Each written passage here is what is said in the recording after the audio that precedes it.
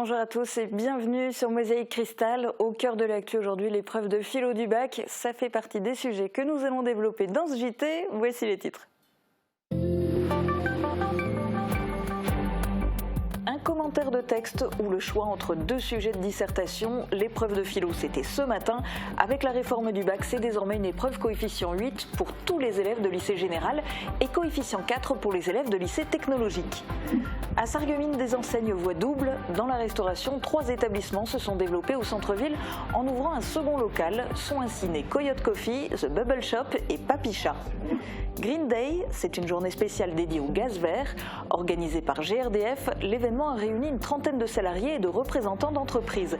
C'était l'occasion de dresser l'état des lieux en matière d'injection de biométhane sur les réseaux. 160 élèves réunis au stade Pierre de Coubertin pour le challenge intercollège de Sarreguemines.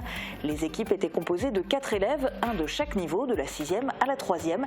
Elles se sont départagées à travers une vingtaine d'épreuves et c'est le collège de l'institution Sainte-Chrétienne-la-Salle qui remporte le classement par établissement. De la musique de chambre pour lancer une série d'événements musicaux au Centre d'art Grossergarten à Schorbach, avec le duo Antémis, composé d'une pianiste, et du clarinettiste solo de l'Orchestre national de Metz, Florian Charpentier, qui est le nouveau directeur musical du Centre d'art. La musique classique accessible à tous, un concert gratuit a eu lieu à Sarralbe. Le symphonique de Thionville-Moselle, financé par le département, s'est produit gracieusement, l'occasion de découvrir ou redécouvrir des compositions de Brahms, Haydn ou encore Beethoven. Et puis le mercredi, on fait la part belle à la culture sur Mosaïque Cristal. Alors Morane, quel thème vas-tu développer dans ta chronique aujourd'hui ? Bien, on va parler d'un événement phare qui fait son grand retour à Sarreguemines cette année. Hop là, j'en dis pas plus, on découvrira tout ça ensemble tout à l'heure. Ok, puis ceux qui lisent très vite ont eu déjà un petit aperçu, on garde le suspense pour les autres.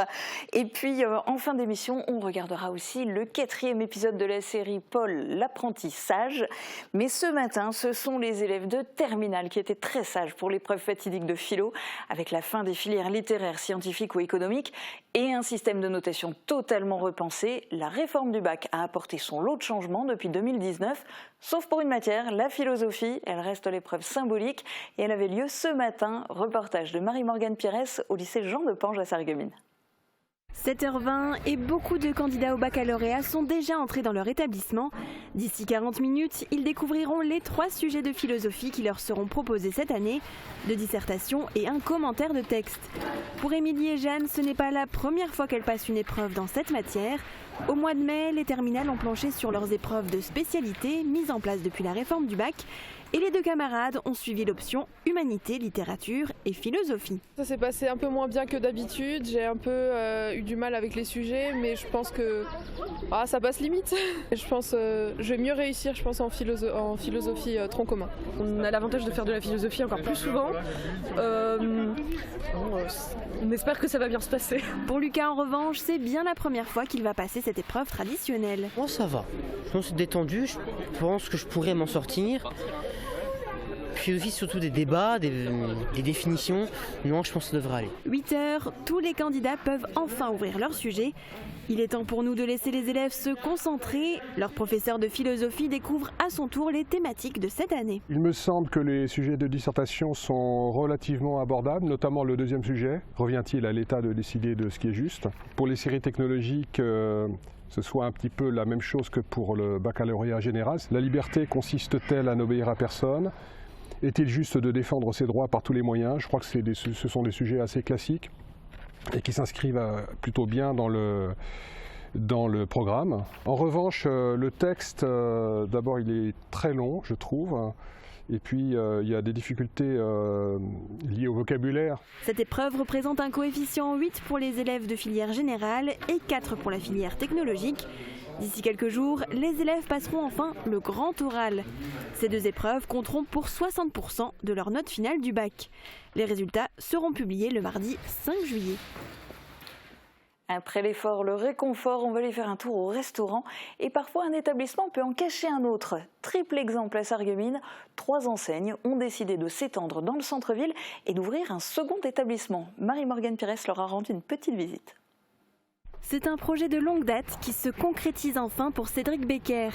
Après avoir ouvert il y a 11 ans l'Arizona Diner, voici juste à côté rue de France le Coyote Coffee. L'ambiance reste la même, un voyage aux États-Unis du côté de la décoration, mais aussi des produits. Je l'avais déjà depuis un moment, depuis quelques années dans ma tête, tout ce qui est un peu concept Starbucks, gâteau américain, café américain. Ma voisine dans ce local-là, donc Marina D'Amico est partie, j'ai vu l'opportunité de créer cette enseigne, mais en plus d'agrandir mon restaurant parce qu'on est un peu en manque de place. Il n'est pas le seul restaurateur de Sarreguemines à avoir eu l'envie de s'étendre. Direction la rue Louis Pasteur à la crêperie au sirop d'érable. Elle a ouvert en septembre 2018. Seulement 3 ans plus tard, Rachel Arendt a décidé d'ouvrir un second établissement, The Bubble Shop.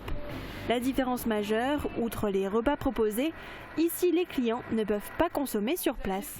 Au sein de la crêperie, nous avions au cours de la dernière année une grande demande en termes de vente à emporter. Voilà, de nos produits un peu phares, on va dire, la Bubble Waffle et le Bubble Tea.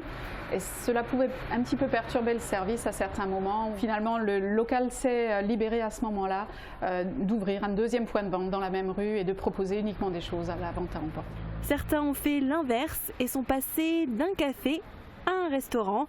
Rue de Verdun, le Café des Délices est présent depuis avril 2018. Et 3 ans plus tard, voilà Papicha qui s'est ajouté. L'occasion pour les gérants d'étoffer leur carte. Le local était disponible, qui est collé au Café des Délices, et on s'est dit pourquoi pas tenter de faire de la restauration. C'est une cantine méditerranéenne à connotation algérienne et orientale. Avec leur seconde enseigne, les 3 restaurateurs ont aussi créé de l'emploi au centre-ville. Ils ont embauché chacun 2 nouveaux salariés pour assurer le service. Alors que la tension sur le marché des énergies ne fait que croître, il est souvent difficile de choisir entre le gaz et l'électricité. En vous connectant sur le site de GRDF, vous pouvez lire en gros caractères « Avec l'essor du gaz vert 100% local et renouvelable, le gaz est une énergie d'avenir ». Alors c'est un gaz vert qui était au cœur d'une journée GRDF à Sarreguemines. Reportage. Une journée Green Day chez GRDF à Sarreguemines. Une trentaine de salariés et de représentants d'entreprises du secteur ont répondu à l'invitation. L'objectif est de faire un état des lieux en matière d'injection biométhane sur les réseaux, en termes de nombre de stations et de volume de gaz injecté. On va dire qu'aujourd'hui sur la région Ouest, la région Grand Est et Bourgogne-Franche-Comté, 60 stations injectent sur le réseau GRDF. C'est à la fois des agriculteurs, des déchets verts, c'est des regroupements, c'est des industriels parfois également aussi. Le biométhane est un gaz propre, une énergie 100% renouvelable, produite localement à partir de déchets organiques issus des territoires, des résidus agricoles et d'effluents d'élevage. Leur dégradation génère du gaz naturel qu'on épure et qu'on réinjecte dans le réseau. Appelé couramment gaz vert, il a les mêmes propriétés que le gaz naturel. Vous pouvez donc vous chauffer, cuisiner et même rouler avec. L'objectif, c'est d'avoir 30% de gaz vert dans nos réseaux de gaz naturel en 2030. La rencontre a été l'occasion pour les équipes de partager des informations et aussi d'écouter les présentations, notamment de la société WETP, spécialisée dans la pose de réseaux secs, et du CIDEM, qui exploite 2 stations de méthanisation, dont celle de Sarreguemines et celle de Morsbach. L'opération Green Day est dupliquée sur 17 sites GRDF de la région. Preuve que malgré la conjoncture, le gaz n'a pas encore dit son dernier mot. Les trottinettes Bird sont de retour. Depuis hier après-midi, vous pouvez de nouveau les trouver à divers endroits de Sarreguemines en libre service. Pour les louer, il faut avoir téléchargé l'application Bird et scanner le QR code placé sur le guidon.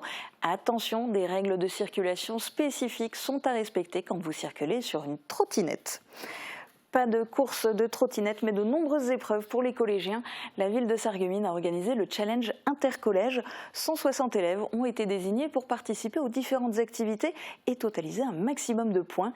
Qui est le vainqueur cette année? Réponse dans ce reportage de Marie-Morgane Pires. Allez Rémi, essaye de pas trop dévier vers la gauche. L'esprit d'équipe règne au stade Pierre de Coubertin. Les 4 collèges de Sarreguemines sont représentés dans un grand challenge. Plusieurs équipes ont été formées, elles sont toutes composées d'un élève de chaque niveau, de la 6e à la 3e. Ensemble, ils ont participé à une vingtaine d'épreuves. Les clubs sportifs de la ville étaient présents. Il y avait aussi une épreuve dédiée à l'environnement, des quiz, de l'handisport et de la danse country. Point, touche, point, touche, point. Il y a des activités, du coup on peut découvrir des sports que personnellement je ne connaissais pas encore. Et c'est bien parce que du coup ils sont dans l'esprit compétitif. L'objectif pour eux est de remporter un maximum de points à chaque épreuve. À la fin de la journée, un classement par équipe a été dévoilé, mais aussi celui le plus attendu de tous, le classement par établissement. Et cette année, le gagnant est le collège de l'institution Sainte-Chrétienne-La Salle. Il détenait déjà le record de France. Michel Munch et Mathieu Leroux l'ont dépassé. Ils ont participé vendredi au Handisport Open de Paris 2022 au stade Charletti.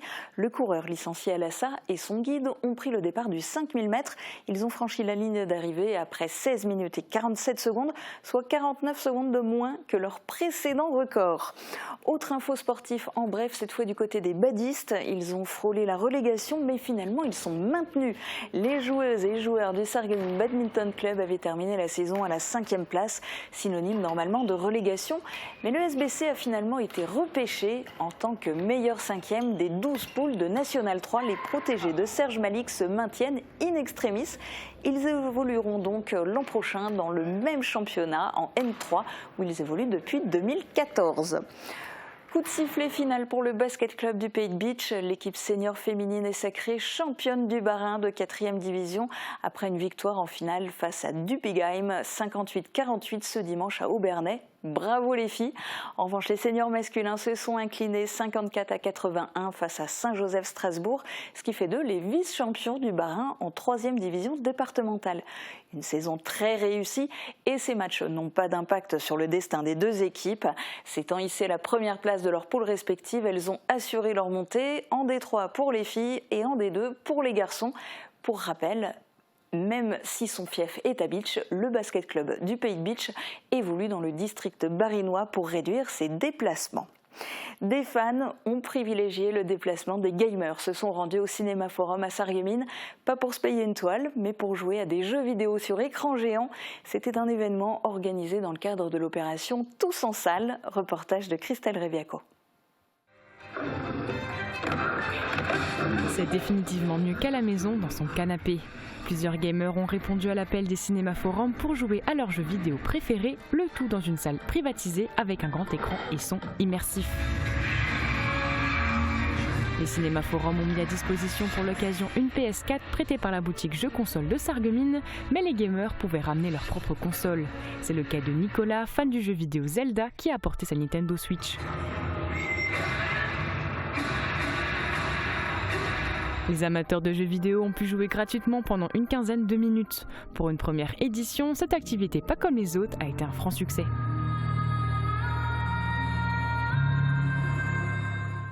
Allez, on change radicalement d'ambiance avec de la musique de chambre au Centre d'art de Schorbach.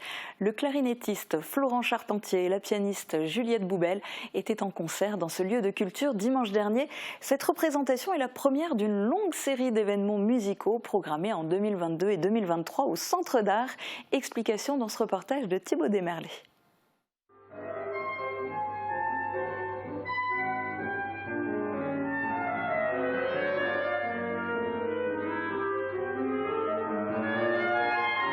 La clarinette et le piano résonnent dans le Centre d'art de Schorbach.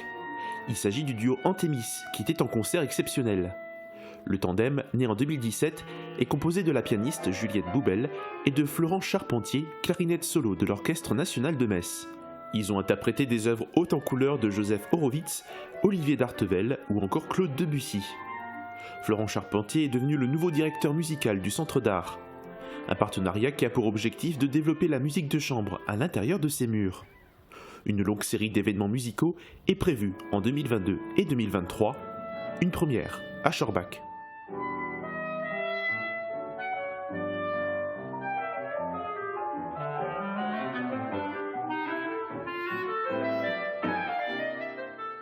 Le saviez-vous, le département de la Moselle finance le Symphonique de Thionville-Moselle, un orchestre de musique classique qui en échange s'engage à proposer gratuitement 3 concerts par an. Et c'est dans ce cadre que les musiciens ont joué au complexe sportif et culturel de Sarralbe. Reportage de Christelle Reviaco et Guillaume Desmonteils. Brahms, Haydn, Beethoven, que des grands noms. En partenariat avec la direction culturelle du département de la Moselle, la ville de Sarralbe accueillait le Symphonique de Thionville-Moselle, un ensemble composé d'une 60aine de musiciens professionnels, parmi lesquels on retrouve de nombreux professeurs du conservatoire de Thionville et de la région. Ils ont montré au public de Sarralbe l'étendue de leur talent.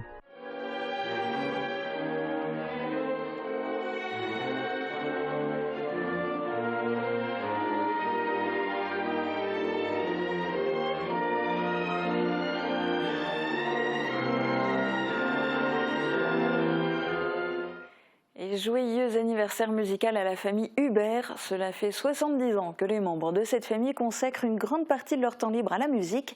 Cela commence avec Paul, chef de la musique municipale de Hambach dans les années 50. Et l'aventure musicale se poursuit aujourd'hui avec Patrick, chef de chœur du groupe Vocal Avenue.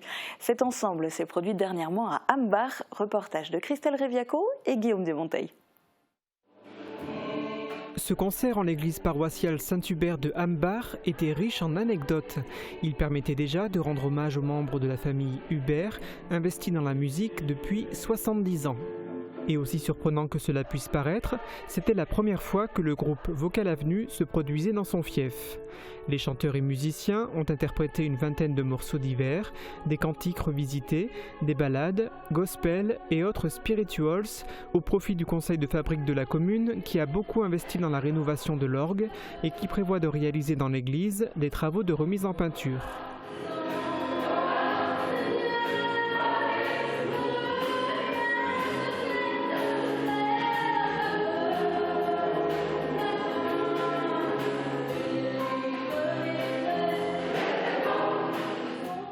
La musique, mais aussi les autres arts, c'est l'heure de la chronique culturelle de Morane.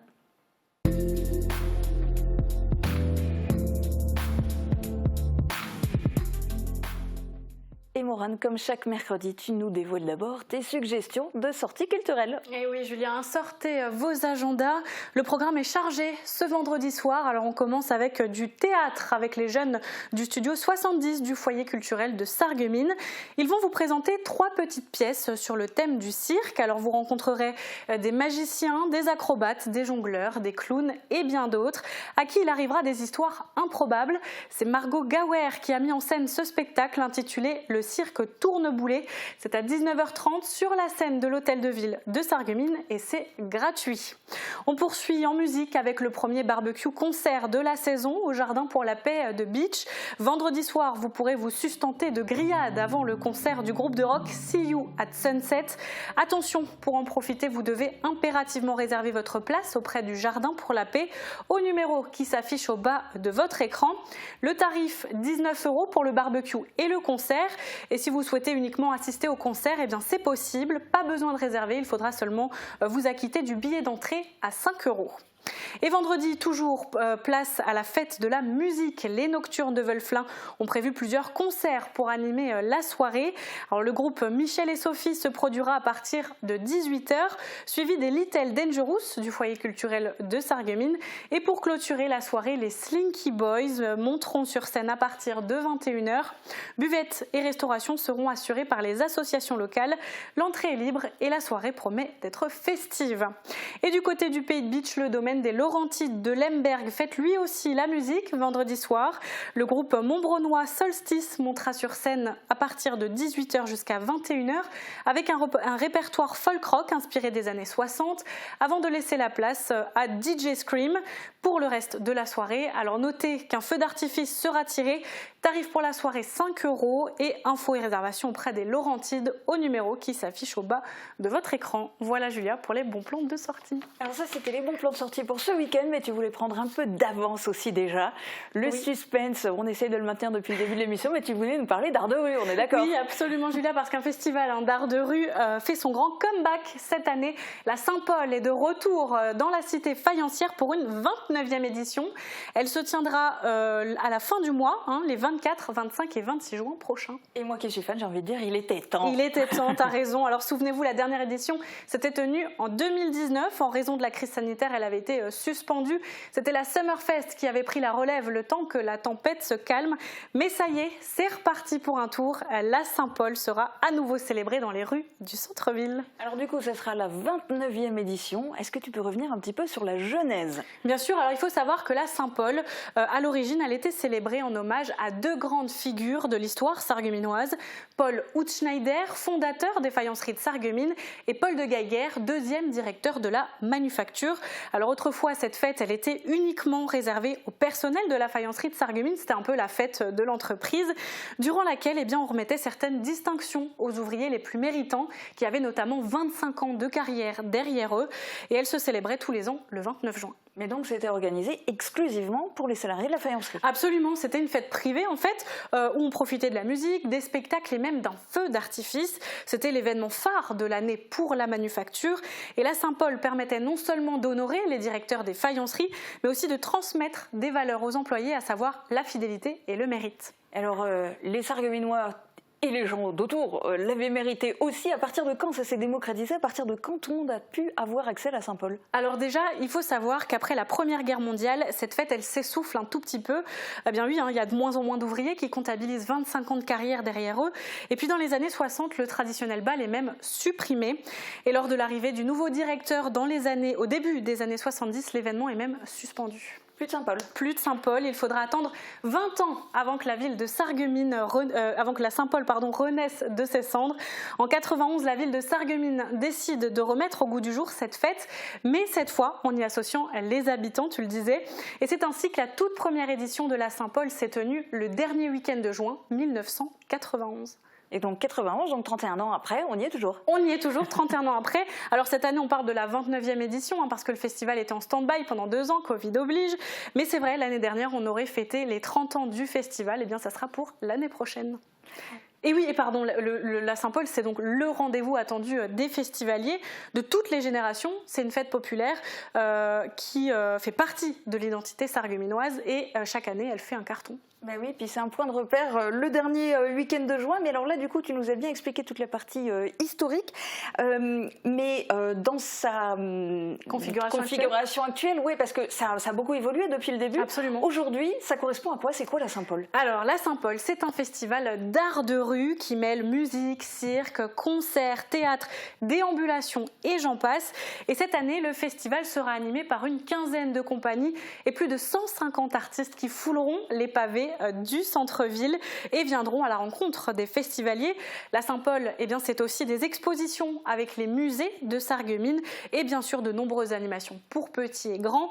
Et n'oublions pas que comme ça se passe au centre-ville, eh bien, les commerçants et les restaurateurs seront également de la partie et vous proposeront eux aussi diverses animations. Alors comme je le disais, ça fait 2 ans que les festivaliers attendent son retour, mais c'est aussi le cas pour la municipalité organisatrice de l'événement.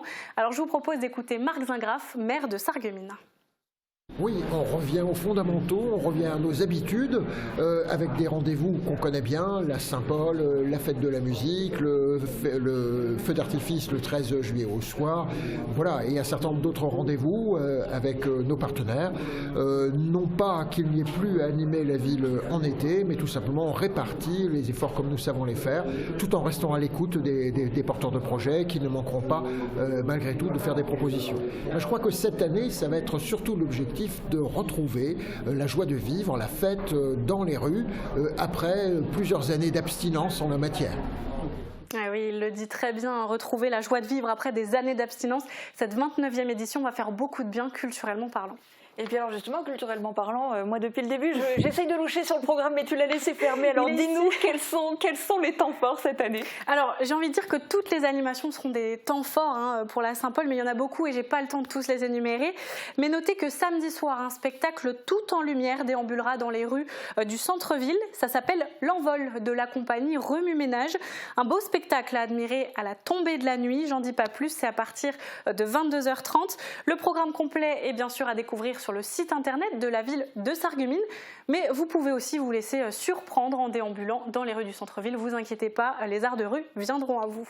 Et un dernier rappel concernant les dates, ce n'est pas ce week-end. Non, c'est pas ce week-end. Alors les animations se tiendront donc le samedi 25 et le dimanche 26 juin prochain à partir de 14h. Et le top départ pour cette 29e édition de la Saint-Paul, c'est le vendredi 24 juin à partir de 18h. Et le week-end débutera en musique avec les fanfares. Merci Morane, c'est noté. Et on espère évidemment que pour cette 29e édition, la météo sera de la partie, puisque tout est en plein air, donc on espère pouvoir en profiter. Mais en attendant, on va déjà voir les prévisions météo pour demain. La rénovation de vos façades avec Modern Habitat allie esthétique et une résistance garantie à toutes les intempéries. Retrouvez votre programme avec le Crédit Mutuel, partenaire des grands événements de votre région. Une banque qui appartient à ses clients, ça change tout. Bonjour tout le monde, je pense que vous n'êtes pas passé à côté de l'information, toutes les chaînes météo en parlent. On entre aujourd'hui et jusqu'à la fin de la semaine dans une période de forte chaleur qui va toucher toute la France. Le département de la Moselle a même été placé en vigilance sécheresse. Un rappel de recommandations a été donné pour les particuliers comme préférer les douches au bain, arroser en dehors des périodes chaudes ou encore limiter l'utilisation des lave-vaisselle et lave-linge. Un communiqué a également été partagé dans les établissements scolaires pour veiller à la santé des élèves, des plus jeunes jusqu'à ceux qui passeront cette semaine les épreuves du baccalauréat. Et comme une mauvaise nouvelle n'arrive jamais seule, les prévisions pour ce week-end ont été revues à la hausse. Des pics de température sont annoncés jusqu'à 35 voire 37 degrés pour la journée de samedi. Et en ce qui concerne la journée de demain, les températures vont déjà grimper sous un soleil de plomb jusqu'à 29 degrés, ressenti 33 en plein soleil. Les minimales ne redescendront pas en dessous des 15 degrés. Demain, nous fêtons les Jean-François et il fera jour de 5h29 à 21h42. Alors n'oubliez pas de vous protéger, passez tous encore une très belle journée et à demain.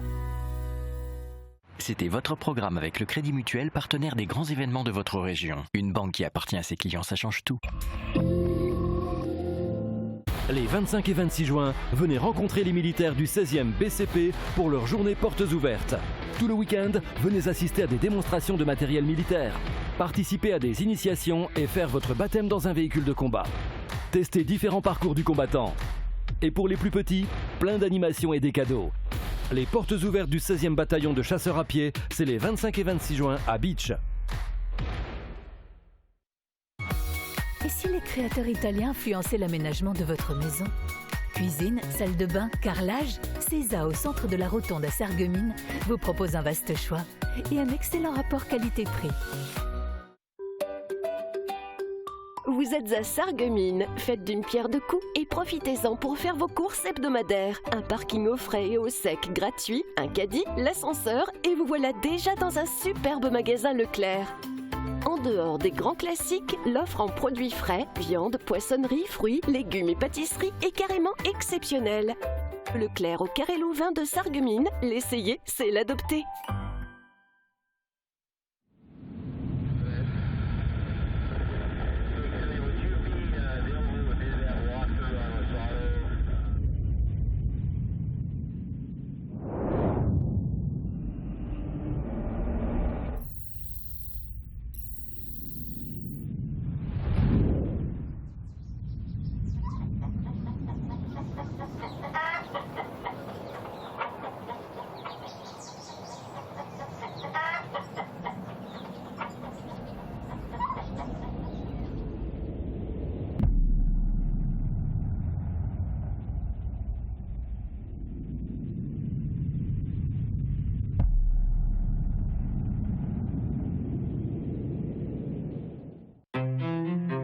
Un apprenti?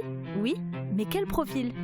Tout type de profil, ça va du profil qui correspond à la brasserie au profil qui va correspondre à la restauration gastronomique. Les profils sont multiples, de la même manière que l'apprentissage finalement est multiple.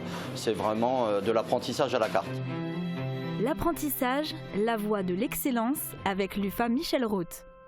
Du 24 au 26 juin, vivez une nouvelle édition du Festival des Arts de rue de la Saint-Paul à Sarreguemines. Partez à la rencontre d'une vingtaine de compagnies avec artistes, musiciens, jongleurs, artisans, rires et émotions en tout genre, convivialité et bonne humeur.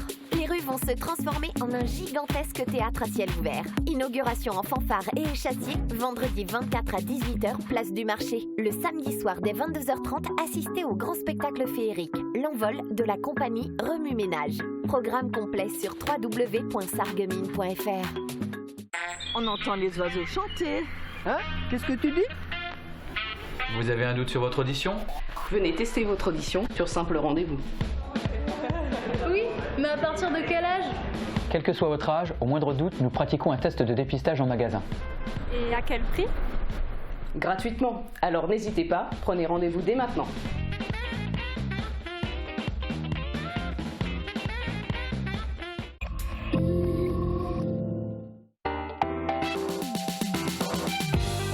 Émission spéciale sur Mosaïque Cristal. Rendez-vous mercredi à 18h30 pour le débat de l'entre-deux tours en direct. Dernière ligne droite avant le second tour des élections législatives dimanche prochain. Dans la 5e circonscription de la Moselle, Marie-Claude Voinson, candidate du Rassemblement national, est arrivée en tête du premier tour avec 25,88% des voix. Elle est opposée à Vincent Settlinger, candidat Les Républicains, arrivé deuxième avec 24,53% des voix. Tous deux s'exprimeront en direct sur les grands thèmes de campagne. On en est au 4e épisode de la série Paul l'apprenti sage. Hier, Paul était vendeur de chaussures. Lui qui aime passer du temps en cuisine à la maison se prend aujourd'hui à rêver d'être cuisinier. Mais a-t-il vraiment les qualités requises pour ce métier ?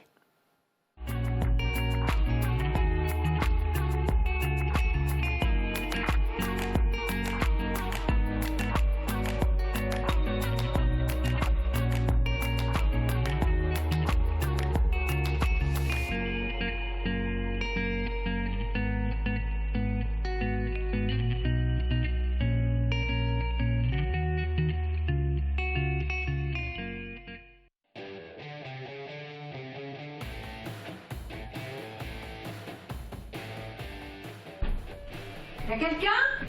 Ouais, dans la cuisine.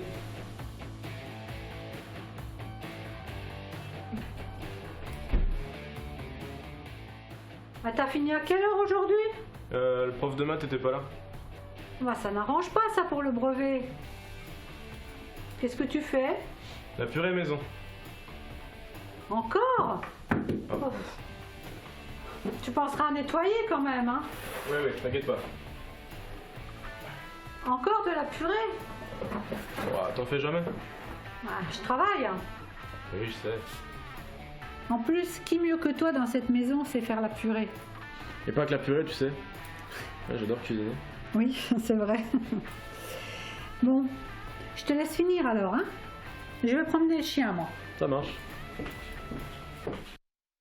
Salut! Mais qu'est-ce que tu fais déjà à la maison? Bon, j'avais dit à ma mère que le prof était pas là. Mais on avait cours. Oui, mais... Bon, ouais. Écoute, et si je devenais cuisinier? Toi, cuisinier? Non. Ouais, après, en vrai, pourquoi pas? Mesdemoiselles, Messieurs, bonjour. Dans un premier temps, on va réaliser la pâte à crêpes, puis dans un second temps, on va les sauter, les cuire à la poêle. Paul, j'espère que tu feras mieux que la dernière fois. Oui, chef. Donc maintenant, vous vous mettez en place, vous préparez vos plans de travail, vous faites vos pesées et on se rejoint. Oui, chef. Là, tu vas commencer par mettre 250 grammes de lait. D'accord. Regarde bien ta balance, là. Voilà, parce que là, tu vois, tout juste. Hein. Maintenant, tu vas peser 125 grammes de farine.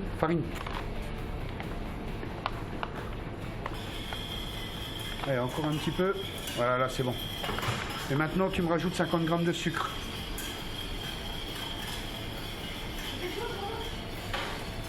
Voilà, doucement, voilà, c'est bien.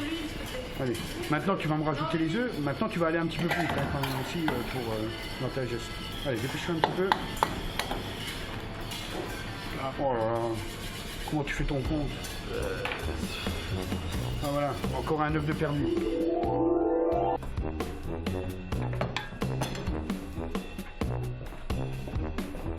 Alors, qu'est-ce qu'on mange?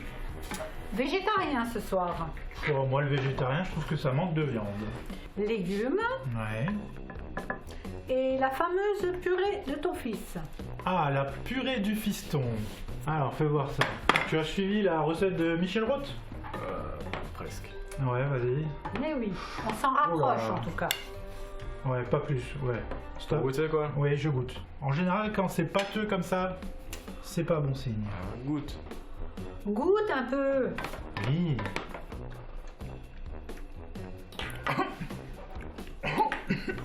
De l'eau. Elle est un peu salée quand même, hein. Elle est un peu salée, hein. Ouais, juste un peu salé. C'est pas grave, mon chéri.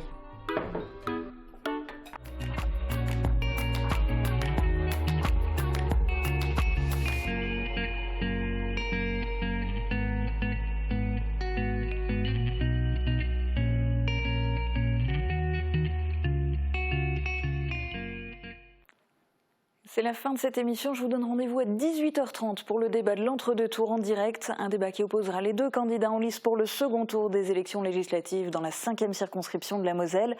Marie-Claude Voinson du Rassemblement National et Vincent Settlinger du parti Les Républicains. Un débat que vous pourrez revoir comme toutes nos émissions sur notre site internet www.mosaïque-cristal.tv. Très bonne journée à tous.